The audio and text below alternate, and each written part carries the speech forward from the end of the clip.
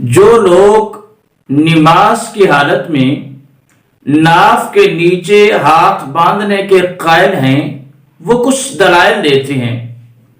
آئیے ان دلائل کا جائزہ لیتے ہیں، کیا وہ دلائل صحیح ہیں یا کہ ضعیف ہیں۔ سب سے پہلی دلیل مصنف ابن ابی شیبہ سے وہ روایت پیش کرتے ہیں کہ سیدنا وائل بن حجر فرماتے ہیں کہ رسول کریم علیہ السلام جب نماز ادا فرماتے تو دونوں ہاتھ ناف کے نیچے باندھا کرتے تھے۔ یاد رکھیں یہ روایت مصنف ابن ابی شیبہ کے اندر موجود ہی نہیں ہے۔ سب سے پہلے قاسم بن قطلبغہ حنفی نے اس روایت کو مصنف کی طرف منسوب کیا اور علامہ نیموی حنفی نے اس اضافے کو ضعیف قرار دیا ہے۔ وہ کہتے ہیں کہ یہ اضافہ ہے، یہ مصنف کی روایت ہے ہی نہیں۔ کتنی عجیب بات ہے کہ ایک بات کتاب کے اندر لکھی نہیں ہے لیکن اس کے باوجود اس بات کو کتاب کی طرف منسوب کر دیا ہے۔ دوسری دلیل سیدنا ابو ہریرہ رضی اللہ تعالی عنہ، آپ فرماتے ہیں کہ رسول کریم علیہ السلام جب نماز پڑھتے تو ناف کے نیچے ہاتھ باندھا کرتے تھے۔ یہ روایت سنن ابی داؤد کے اندر موجود ہے لیکن اس کے اندر ایک راوی ہے عبد الرحمن بن اسحاق کوفی، یہ ضعیف راوی ہے۔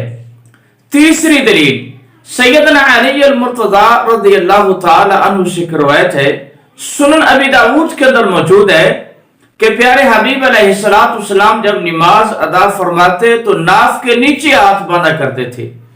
اس روایت کی سند میں بھی عبد الرحمن بن اسحاق الکوفی راوی ضعیف راوی ہے۔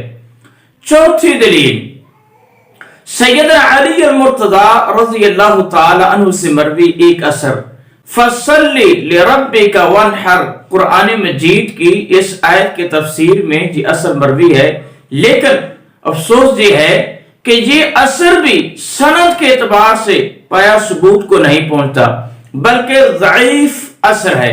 تو ظاہر ہے جب یہ اثر ہی ضعیف ہے تو یہ حجت کیسے بن جائے گا، دلیل کیسے بن جائے گا۔ کنز العمال کے اندر سیدنا علی المرتضی رضی اللہ تعالیٰ عنہ سے ایک اثر مروی ہے لیکن اس اثر کی سند ہی نہیں ہے، اور ایسی روایت جو بے سند ہو، جس کی سند ہی نہ ہو، وہ حجت نہیں ہوتی، وہ دلیل کیسے بن سکتی ہے۔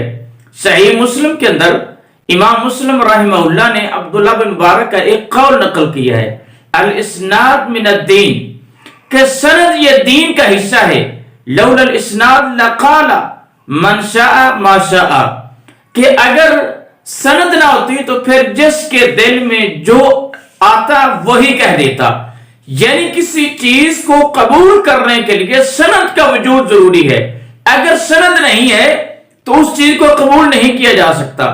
اسی طرح ایک روایت محلہ ابن حزم کے حوالہ سے بیان کی جاتی ہے کہ سیدنا انس بن مالک فرماتے ہیں کہ رسول کریم علیہ السلام جب نماز ادا فرماتے تو اپنے ہاتھوں کو ناف کے نیچے باندھا کرتے تھے لیکن اس کے سند کے اندر سعید بن ضربی ایک راوی ہے، وہ ضعیف ہے۔ یاد رکھیں ان مرفوعات کے علاوہ فقہائے حنفیہ نے، حنفی علماء کچھ تابعین کے آثار پیش کرتے ہیں۔ جب نبی مکرم علیہ السلام کی احادیث صحیحہ سے یہ بات ثابت ہے کہ آقا کریم علیہ السلام نے نماز کے اندر سینے پر ہاتھ باندھے ہیں، تو اب ان صحیح روایات کے مقابلہ میں ایک تابعی کے قول کی کیا حیثیت رہ جاتی ہے۔ نمبر دو، پھر یہ تابعین کے جو اقوال پیش کیے جاتے ہیں ان میں سے ایک قول بھی ایسا نہیں جو سند کے اعتبار سے پایا ثبوت